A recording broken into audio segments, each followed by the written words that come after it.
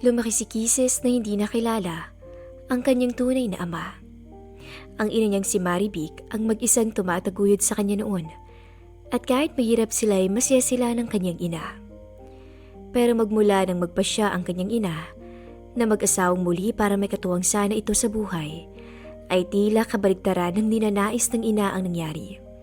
Dahil imbes na may katuwang na siya sa buhay, ay tila naging pasanin pa niya ito. Lasengo at puro bisyo ang kanyang tiyo Reme, na umabot na sa puntong hindi ito umuuwi ng hindi lasing, bagay na nagbigay trauma na kay Kisses habang siya ay lumalaki. Anak, matulog ka na doon ha? Ako na lang ang maghihintay kay Reme, sige na. Pumasok ka na sa kwarto mo, maaga ka pa bukas. Saad ni Marivic nang makita niya ang dalagang si Kisses na kabababa lamang ng hagdan. Kahit nandun po ako sa kwarto, Nay, hindi pa rin po ako makatulog eh. Baka kasi saktan na naman kayo ni Tiyo. Anak, lalaban ako, alam mo yan. Tsaka hindi ako papayag na saktan niya ako ulit. Kaya sige na, pumasok ka na dun. Magsuot ka ng earphones at lakasan mo ang tugtog para wala kang marinig. Pilit na tumango si Kisses. Kahit ang totoo ay nag-aalala din siya para sa ina.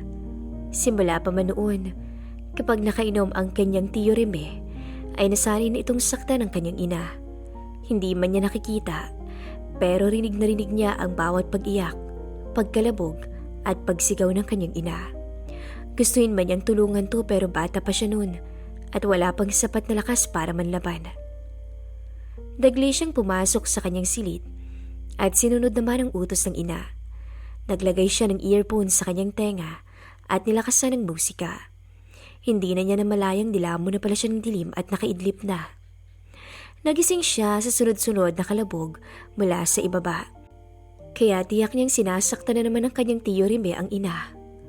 Noong una'y pinilit niyang lakasan ng musika sa kanyang cellphone, pero nang hindi pa rin matigil ang pagkalabog, ay doon na siya lakas loob na bumaba. Nakita niya ang kanyang tiyo Reme na sinasakal ang ina. Kaya wala siyang ibang naisip ng mga sandaling yun, kundi kumuha ng kutsilyo at takutin to. Tiyo! Sigaw niya. Anak! Anak, bumalik ka sa kwarto mo. Kahit hirap na hirap magsalita, ay naisatinig pa rin ni Marivic. Sige, isang maling galaw mo lang, ikakabit ko to sa katawan mo. Nanginginig man ang kamay, ay pinilit pa rin ni Kisses na tumayo ng tuwid at lakasan palalo ang loob. Kisses anak, maghunos dili ka nga. Ibaba mo yan ngayon din. Wika naman ni Reme.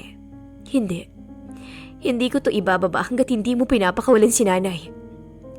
Dahil nga dooy agaran mang pinakawalan ni Reme si Marivic, na nooy uubo-ubo pa habang hawak-hawak ang leeg. Agad rin namang bumukas ang pinto at hinawakan ng ilan sa mga kapitbahay nilang lalaki si Reme. Ang kalabog na naririnig pala na Kisses kanina ay ang mga kapitbahay ng pilit binubuksan ng pinto para tulungan ang kanyang ina. Gago ka ba? Muntik mo nang mapatay ang asawa mo. Kisses, saan namin to kakastiguhin? Huwag yun na lang pong bitawan, dahil ipapabarangay ko siya bukas. Pinal at pursigitong wika ng dalaga. Iyon naman agad ang nangyari. Dahil kinabukasan ay nagharap-harap sila sa barangay kasama ang mga saksi sa nangyari. Anak, patawarin niyo na ako ng nanay mo. Nakainom lang ako. Pangako, hindi ko na uulitin. Alam mo namang mahal ko ang nanay mo, di ba? Pagmamakaawa pa ni Reme. Kung mahal mo siya, hindi mo siya sasaktan. Una sa lahat, Tiyo, alam mong nagiging demonyo ka kapag nakainom ka. Pero bakit hindi mo kayang iwasan? Noon ka pa ganyan eh. Pero ngayon lang ako nagkaroon ng lakas ng loob para ipabarangay ka. Kaya nga patawarin mo ako, Kisses. Marivic, hindi ko na uulitin. Sana naisip mo yun, Tiyo. Bago tayo humantong sa ganito. Ilang taon kaming nitiis sa'yo. Hindi ko na kaya yung pananakit mo sa nanay ko. Kaya dapat ka lang makulong sa pamimisikal mo. Natigil ang dalaga sa pagsasalita nang hawakan siya ng ina sa kamay ng sobrang higpit. Anak, bigyan pa natin ng isa pang pagkakataon ng tiyo mo. Ano? Nay naman. Sige na. Titiyakin ko siyang hindi na yun mauulit pa. Kapitan, pasensya na po sa abala ha. Siguro ang mainam na gawin ngayon, magkaroon na lang kami ng kasunduan na kapag dumampi pa ang palad niya sa akin ulit, kulong na agad. Sige, ikaw ang bahala, Maribik. Pero sigurado ka na ba dyan sa desisyon mo? Maraming saksi sa nangyari kagabi. Opo, Kapitan. Pasensya na po sa abala. Hindi nagustuhan ni Kisses ang naging desisyon ng ina. Kaya padubog siyang umalis sa barangay hall. Kung pagiging marupok lamang kasi ang pag-uusapan, ay wala na yatang makakatalo sa kanyang ina. Kaya pakiramdam niya ay baliwala ang lahat ng tapang na inilabas niya kung hindi rin lang naman makukulong si Reme. Sa pagdaan ng mga araw, ay patuloy pa rin ang dalangin ni Kisses na sana ito pa rin ang tiyuhin ang kanyang pangako. Dahil kapag naulit pa yun, ay hindi na niya alam kung ano ang gagawin. At tila na isa katuparan naman yun, dahil kahit gabihin na si Reme sa pag-uwi, ay hindi na ito lasing. Bagkus, may dala pa itong mga pagkain, ulam o di kaya bigas, kaya kahit papaano ay napanatag na si Kisses. Masaya siya dahil nagtuloy-tuloy na ang pagbabago ni Reme. Pero ang lahat ng sayang nadarama niya, tila may limitasyon. Dahil oo nga't nagbago na ang kanyang ama-amahan. Pero nagkaroon naman ng malubhang sakit ang kanyang ina na ang sabi ng doktor, wala pang lunas sa ngayon. Anak, ilabas niyo na ako dito sa ospital. Lumalaki na ng lumalaki yung bayarin natin dito eh. Nangihinang wika ni Maribik. Nay, gagaling pa po kayo. Wala akong pakialam kung mabaon man ako sa utang, basta't gumaling lang po kayo. Anak, hindi mo ba narinig ang sinabi ng doktor? Dahil ako rinig na rinig ko. Wala na akong pag-asa pa. Walang lunas sa sakit ko. Mayroon yan, Nay. Huwag lang po kayong maging negatibo. Lumaban po kayo kasi yun din po ang ginagawa namin eh. Nasa ng tiyo Reme mo? Naghahanap po ng pera para sa susunod na session ng gamutan. Nandito na rin po yun maya-maya. Basta, Nay, gagaling po kayo ha. Gagawin po namin ang lahat. Walang palya ang madasal ni Kisses na sana'y magkaroon ng himala para gumaling ang kanyang ina. Pero tila hindi siya pinaboran ng panahon dahil tuluyan ang binawian ng buhay si Maribik. Labis-labis ang pagdadramhati ni Kisses na umabot na sa puntong nawalan na siya ng gana sa buhay. Pero dahil naisip niyang hindi gusto ng ina na ganoon ang nangyayari sa kanya, kaya pinili niyang tumayo at magsimula muli. Bumalik siya sa kanyang trabaho at kasabay nun ay ang pagbalik na naman ni Reme sa kanyang bisyo, ang pagsusugal at pag-iinom. Umuuwi itong lasing pero hindi naman siya sinasaktan, kaya hinahayaan niya na lamang. Ngunit isang muling hindi inaasahang pangyayari ang dumating sa buhay ng dalaga. Dahil habang nasa kanyang kwarto siya at nagpapahinga, ay ang biglang pagpasok ni Reme na malagkit ang tingin sa kanya mula ulo hanggang paa. Tiyo, anong ginagawa niyo dito?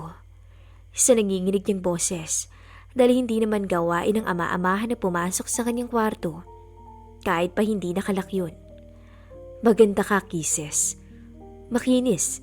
Tiyak magugustuhan ka niya. Magugustuhan po, Nino. Tiyo, ano po bang... Ngunit hindi na natuloy pa ni Kisses ang ibig pa sanang sasabihin nang takpan ni Reme ang kanyang ilong at bibig. Gamit ang panyong may pampatulog. Sinubukan pang manlaban ni Kisses sa abot ng kanyang makakaya, pero tila nawala ang lahat ng kanyang lakas at ang sumunod na nangyari ay hindi na niya alam dahil nilamon na ng kadiliman ang kanyang paligid. Nang masiguro ni Reme na wala ng malay ang dalaga, ay kinarga niya na ito at may tinawagan sa cellphone. Ilang minuto pa ang lumipas ay may dumating na kotse kaya kinarga niyang muli si Kisses at isinakay sa sasakyan. Sa kabilang banda naman ay si Zachary na nakatayo lang na tila may hinihintay. Hindi nga nagtagal ay dumating na ang ilan sa mga tauhan niya at sumunod doon si Reme, bitbit ang isang dalagang wala pa ring malay. Magandang araw sa iyo, Sir Zach. Ito na po yung pinangako ko sa inyo. Panimula ni Reme habang dahan-dahang nilalagay si Kisses sa may kahabaang sofa. I told you, Reme, kapag hindi ko nagustuhan ang babaeng dala mo, I'll kill you. Opo, sir. Agad pinasadahan ng tingin ni Zach ang dalaga. Hindi naman siya nabigo dahil ito ang mga gusto niya sa babae. Maganda po siya, sir, hindi ba? Yeah, kaano-ano mo siya. Anak-anakan ko po, sir. Anak-anakan mo pero nagawa mong ipagkalulo sa akin. Sir, wala po talaga akong perang pambayad sa mga utang ko sa inyo. Isa pa, ang nanay niya naman ang dahilan kung bakit lumaki ng lumaki ang utang ko sa inyo. Kaya hindi rin po ako gaanong nakokonsensya na siya po ang ipambabahid ko sa utang. Malaki kasi ang pagkakautang ni Reme sa binata dahil na rin sa mga bisyo nito, partikulares sa pagsusugal. Idagdag pa ang malaking bill nila sa ospital nang ma-admit doon si Marivic. At dahil oras na ng paniningil, kaya wala na rin nagawa si Reme kundi ibigay si Kisses dito. Sige, I'll take her. You may now take your exit. Sir, wala po ba akong kaunting pera dyan? Ang ganda-ganda po niya no, tsaka ang kinis-kinis. Never been touched, never been kissed po yan. Virgin pa po yan, sir. Aba, gago ka. Singhal ng bodyguard ni Zach. That's enough. Sige na, bigyan niyo siya ng 30,000. I hope that's enough, Reme. Dahil kapag nanghingi ka pa ng dagdag, ipapatumba na talaga kita. Opo, sir. Salamat. Sige na, samahan niyo na siyang makalabas. And you. Sabay turo sa isa niyang bodyguard. Tawagin mo si Moises. Pakisabi kailangan ko ang chopper ngayon. Pupunta kami ng babaeng to sa Maynila. Yes, boss. Tahimik lang na pinasadahan muli ni Zach ng tingin ang nakapikit pa rin si Kisses. Para itong isang anghel dahil inosenteng-inosente ang mukha nito. Hindi nagtagal, gamit ang private chopper na pag-aari ni Zach ay nakarating sila sa Maynila. Dinala niya sa kondo ang dalaga at inilapag agad sa kama. Ang totoo, kanina pa nag-aalburuto ang nasa ilalim ng kanyang pantalon na para bang gusto nang kumawala.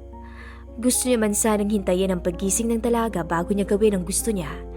Pero hindi na siya nakapaghintay at sinimulan ng tanggalin ang mga telang tumatakip sa perpektong katawan ng dalaga.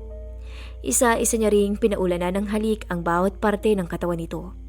Dahilan para mas lalo siyang mag-init at pinakawalan na niya ang kanyang alaga para pasukin ang kuwebang kanina pa niya gustong pasukin. Samantala, nagising si Kisses mula sa mahabang pagkakaidlip at napagtantong puro kulay itim at puti ang nasa kanyang paligid. Inilibot niya ang paningin at ganoon na lamang ang pangungunot ng kanyang noo nang mapagtantong hindi siya pamilyar sa silid na iyon. Ngunit bukod doon, mas lalong nangunot ang noo ng dalaga nang maramdaman niya na sumasakit ang kanyang pagkababae. Iba ang sakit noon na para bang hirap na hirap siyang makatayo.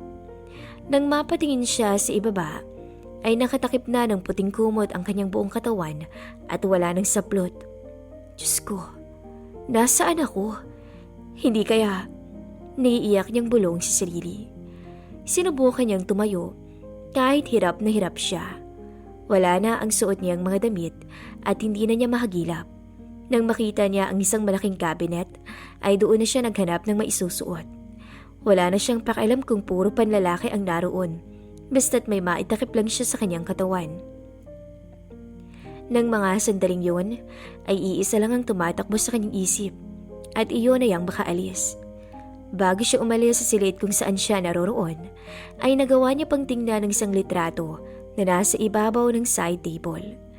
Nakatitiyak siyang iyon ang may-ari ng bahay, dahil kahit saan siya nakatingin, ay naroon ang malalaking larawan nito na nakasabit.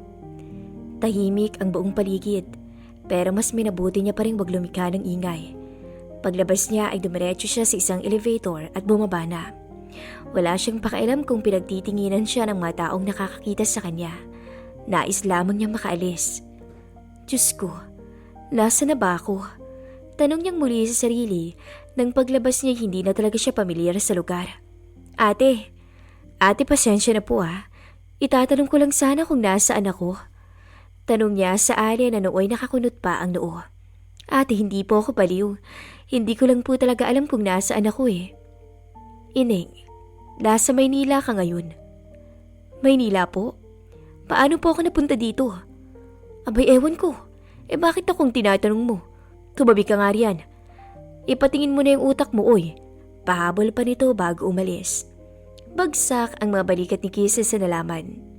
Kung ilang oras siyang walang malay ay hindi niya alam. Ang malinaw lang sa kanyang alaala ay ang pagpasok ng tiyo Remy niya sa silid niya at pinilit siyang kunin. Sunod nun ay wala na siyang alam. Tanging pag-iyak na lamang ang nagawa ni Kisses dahil bukod sa hindi siya pamilyar sa lugar, wala pa siyang pera at wala siyang kakilala kahit isa.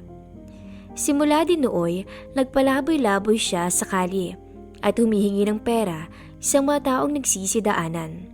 Tuyong-tuyo ng kanyang lalamunan at parang doble ng kanyang paningin dahil sa pagod at gutom.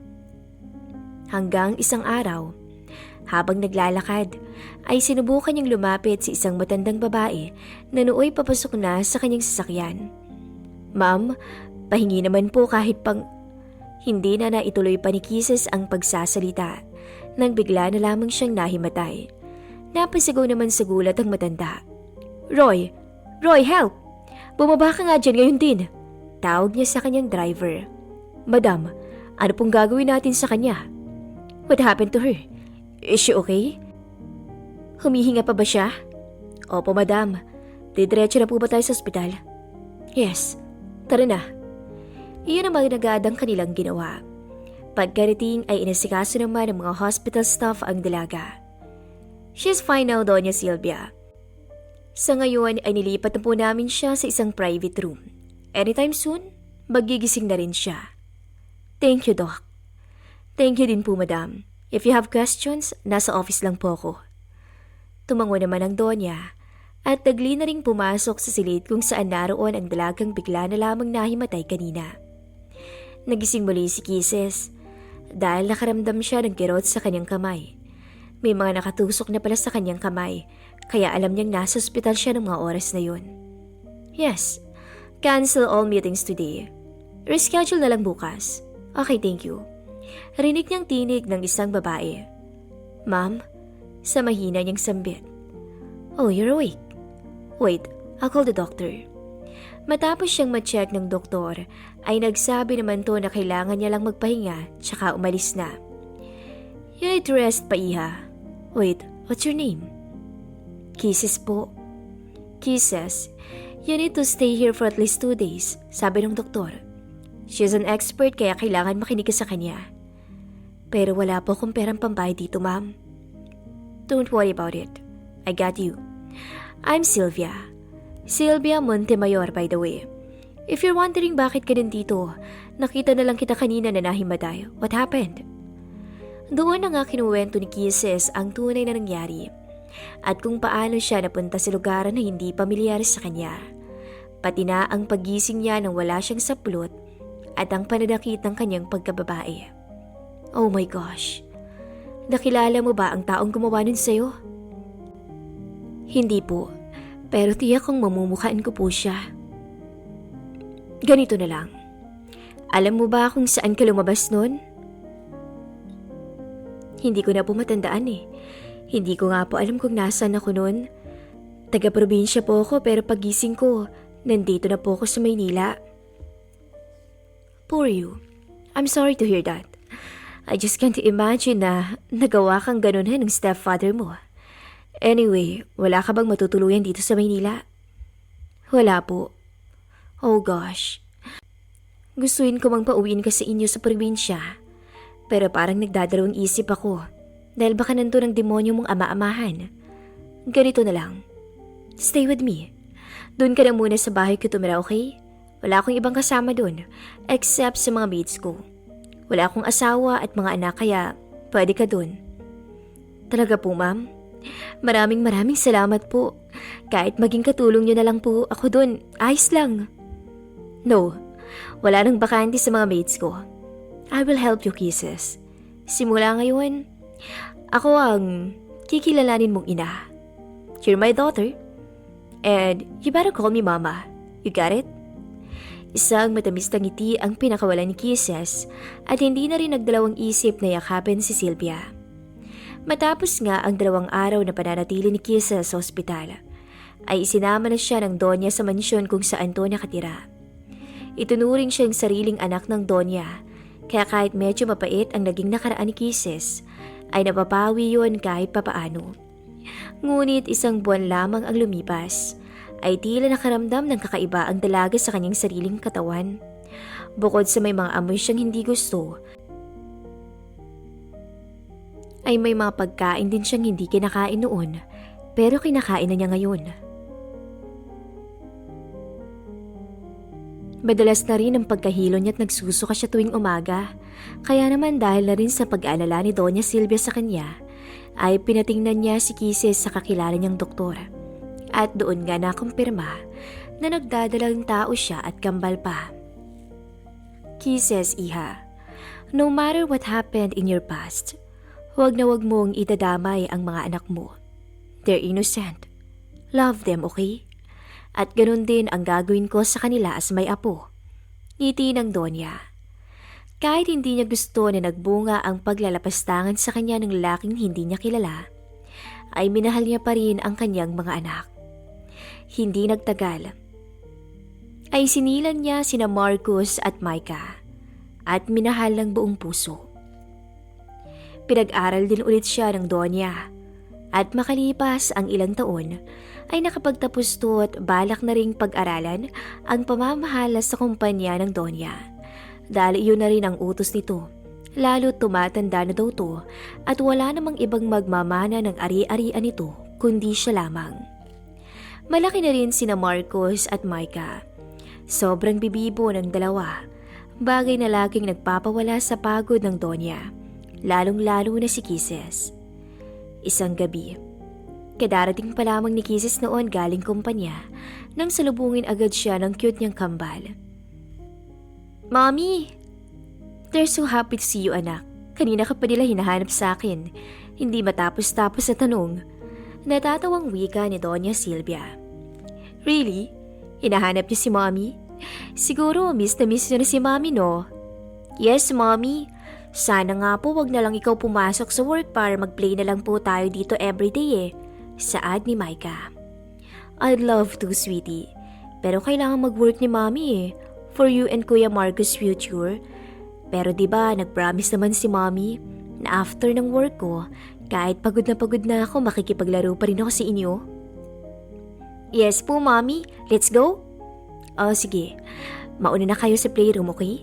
Susunod na si Mommy. Ang bibo talaga ng dalawa. At ang dalaldal, feeling ko magiging abogado sila paglaki. Natatawang wika ng Donya. Well, see, Mama. Anyway, Iha, bukas, pwede bang huwag ka munang pumasok sa trabaho? Bakit po? May importante po ba tayong pupuntahan?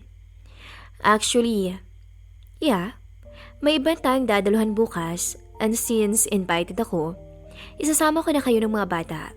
Kasal yun, isang beach wedding. Ang bunsong anak ng mga De La Cruz ang ikakasal. Kakilala niyo po sila, Ma? Yeah. Kaibigang matalik ko si Mrs. De La Cruz simula pa man noon. And we build a strong connection up until now. So ano, punta tayo? Sure, Ma. Wala naman po akong masyadong gagawin bukas sa office. Para na rin po makamit ng ibang tao si Micah at Marcus. Pinal niyang wika. Kaya naman kinabukasan, 10:00 pa lang ay umalis na sila papunta sa isang pribadong beach na pag-aari ng mga De La Cruz.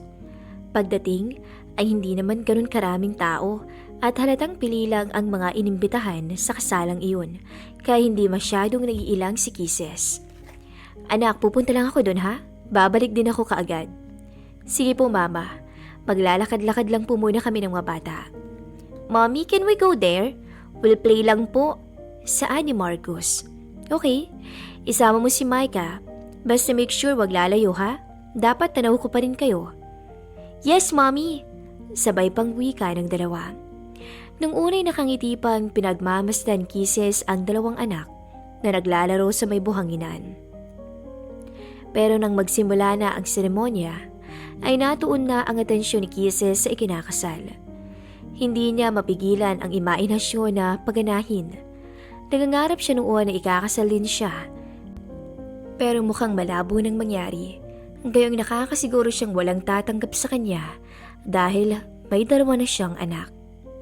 Ilang sandali ay narinig niya ang iyak ni Micah, kaya napatingin siya sa kinaroroonan nito. At ganoon na lamang ang panlalaki ng kanyang mga mata nang makitang wala na roon si Marcus. Samantala, sa kabilang banda naman ay si Zach na napukaw ang malalim na pag-iisip nang maramdaman niyang may humihilas sa kanyang damit. Oh shoot, who are you? Napalakas ang pagsasabi niya noon, kaya mas lalong naiyak ang batang lalaki na naglalaro sa edad na 5. Oh, I'm sorry. I didn't mean to scare you, buddy. Shh, stop crying. I'm not mad. I'm a friend. Sinubukan pa niyang ngumiti para tumahan ng bata na siya namang napagtagumpayan niya. I'm sorry, okay? Bakit ka nandito nang walang kasama? I'm lost po. Can you help me find my mom? Oh sure, buddy. Let's go. Kinaraga ni Zack ang bata at hindi niya maintindihan kung bakit ganoon na lamang ang kakaibang kasiyahang kanyang nadarama. What's your name? Marcus po. What a nice name. I'm Zachary, but you can call me Tito Zack. You look like me po, Tito Zack.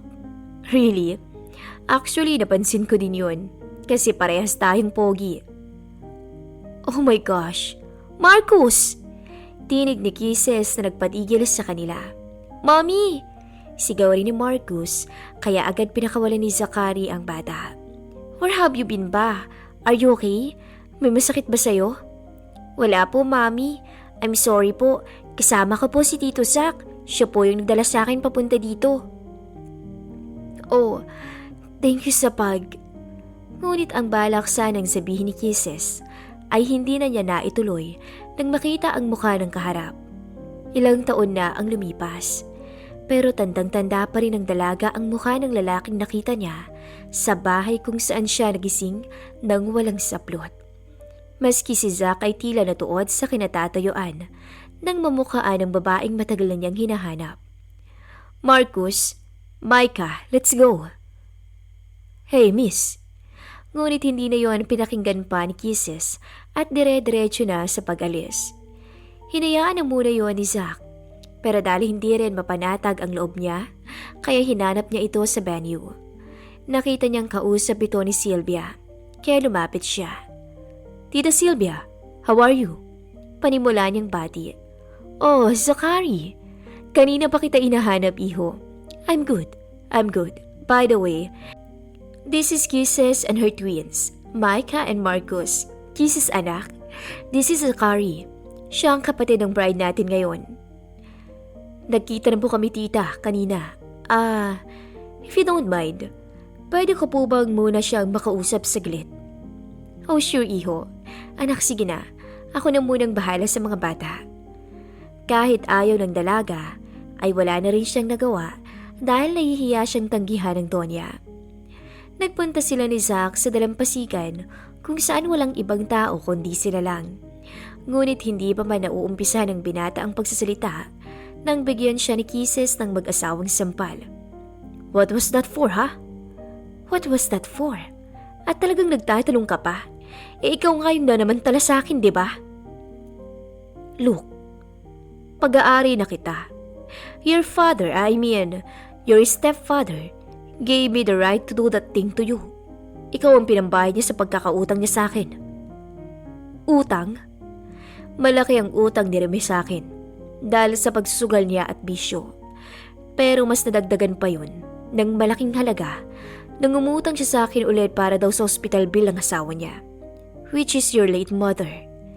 Hindi ko yun ginawa just because nakaramdam ako ng init. I did that dahil unang tingin ko pa lang sa'yo. Gusto na kita. Paling babae lang ang dinidate ko. At hindi ko sila kinakama. Ikaw lang. Kaya swerte mo. So parang ang lagay. Dapat pa akong ma-flattered. Kasi ako lang yung babaeng kinama mo, is that it? Nope. Gusto ko lang malaman mo na sa'yo ko lang ginawa yun. Dahil seryoso ako sa'yo. Umalis lang ako saglit na wala ka na. Hinahanap kita for Peter's sake. Pero hindi na kita mahagilap. Nabalitaan kong pagkakaroon ni Tita Sylvia ng anak-anakan. At kung alam ko lang na ikaw yun, sana pala pinuntahan kita agad. Look, I'm sorry. Pero kung ano yung nararamdaman ko sa'yo nun, nandito pa rin yun hanggang ngayon. Hindi agad nakaimik si Kisses sa naging pagtatapat ni Zack sa kanya. Napaka-straight to the point nito. Isinumpa niya nun sa sarili na magagalit siya dito at sasampalin ng 100 beses ang binata. Pero bakit ngayon, tila hindi naman niya magawa? Ang bilis ng kabog ng kanyang dibdib. Para bang imbis na magalit, ay natutuwa pa ang puso niya nang marinig ang mga sinabi nito. At ang kambal, anak ko ba sila? Hindi no, wala kang anak sa akin. Kaninong anak sila? Sa boyfriend ko. Really? Look, Kisses, kung balak mo magsinungaling, wag na, dahil malalaman at malalaman ko pa rin ang totoo no. Now, I'll give you one more chance. Anak ko ba sila? Ano naman ngayon kung anak mo sila? Wala akong balak ipakilala ka no bilang ama nila. Ayoko kaya sa'yo. Bahagi ka lang ng masama kong nakaraan at ayaw kitang papasukin pa sa buhay ko no. Gets mo ba yun? Irap niya at walang ano-ano ay iniwan na ito. Minadali na rin ni Kisses ang Donya para sila'y makauwi na't dahil ang dami nitong katanungan. Kaya pagdating nila sa bahay ay sinabi niya sa matanda ang lahat. Pati na ang naging rason ni Zack. Wala ring plano pa ang dalaga na ipaalam sa mga anak kung sino ang ama nila. Pero tila matigas pa sa bato si Zack dahil si mismong kumpanya na pinagtatrabaho ni Kisses ay bumisita siya na may daladalang bulaklak. Ang lahat ay di maawat ang kilig na nadarama maliban na lamang kay Kisses na itinatanggi pa ang kilig sa kanyang sistema. Anong ginagawa mo dito? Sana noon mo pa naisip bago mo ako ginalaw diba? Irap niya rito. Kaya nga ako bumabawi, right? I have plans before. Kaya lang nawala ka naman bigla. Kaya paano ko ito magagawa? Kung ikaw ang nasa sapatos ko, ano kayang mararamdaman mo, no? Yeah, kasalanan ko na, I know. Kaya nga I'm sorry. Pero, I love you. I really do. Mahal kita unang beses pa lang kitang nakita. Hindi ko to ginagawa at hindi ako sanay. Pero sa'yo, iba ako. Ginagawa kong mga ganito. Kaya please, give me a chance, Kisses. Kung hindi man sa personal mong nararamdaman, kahit para lang sa mga anak ko, gusto kong magpakaama sa kanila eh. Napag-isip-isip ng dalaga na lumalaki na rin naman ang kambal. At tiyak niyang magtatarong na ang mga to kung sino ang kanilang ama. Kaya naman napagdesisyonan ni Kisses na hayaan si Zack na ipakilala ang sarili bilang tunay na ama ng dalawa. I knew it, Tito Zack. I mean, Daddy. Kasi you look like me eh. Confident na wika ni Marcus. Really? Hindi ba he look like me? Yun na rin po yun. Basta, wag na po kayong mawawala, Daddy ah. Promise, buddy. Never. Dito na rin po ba kayo titira sa house, Daddy? Si Micah naman ang nagtanong. Napatingin si Zack kay Kisses. At ganun rin si Kisses dito. Pwede naman. Kung papayag ang mami ninyo. Mommy, please. Pumayag na po kayo. Para one big happy family na po tayo. Soon, baby, okay? Soon. Nasagot na lamang ni Kisses sa anak. Sa unti-unting paglalapit ni Zack sa kambal, ay doon na pagtanto ni Kisses na mabuting tao rin pala ang ama ng mga to. Maski si Doña Silvia ay ganun rin ang sinasabi. Nakilala niya si Zack na mabait at mapagkumbaba talaga ito. Kaya naman sa ilang buwan ang lumipas, ay pumayag ang dalaga sa hinihinging pabor ni Zack. Nabigyan siya nito ng tsansa para mas makilala nila at mapatunayan niya ang sarili sa kanila. Sorry sa nagawa ko sa iyo, Daddy Kisses. Hayaan mo makakabawi din ako. Para akong mababaliw nung mawala ka sa poder ko. But now that fate brought us together, I won't let you go na. And the kids as well. Mahal na mahal ko kayo. Hindi man naging maganda ang unang pagtatagpo natin, pero sa pagtagal, napatunayan kong mabait kang tao. Kaya Zack, I'm willing to love you too, kasama ng mga bata. I'm starting to love you na nga eh. Sino bang kasing makakatanggi sa'yo ha? Really? As in, really? Oo, ayaw mo ba? No, of course. Gusto ko. Sigaw nito at nagtatalon pa nga, bagay na siyang kinatawa na lamang din ng dalaga. Matapos niyang magtatalon sa saya, ginawaran niya ng matamis na halik ang dalaga at agad rin namang tumugon si Kisses. Naging masaya ang kanilang relasyon at pagsasama, kasama ang kambal nilang anak na sina Marcus at Micah. Hindi nga nagtagal, ay isang romantic proposal ang naganap sa dalawa na agad rin namang sinagot ni Kisses ng isang napakatamis at punong-puno ng pagmamahal na yes. I will love you forever, love. I love you so much. Mamahalin din kita habang buhay. Mahal ko, kasamang mga anak natin. Mahal na mahal kita. Natapos ang gabi nila pareho na may matatamis na ngiti sa kanilang mga labi. Naging isang one big happy family nga sila at mas masasabi pa nila ang big dahil nadagdagan muli sila ng 2 pang anghel dahil sa muling pagbubuntis ni Kisses ay kambal ulit. Kaya naman wala na silang mahihiling pa kundi ang patuloy lang na maging masaya at maligaya bilang isang pamilya. The end.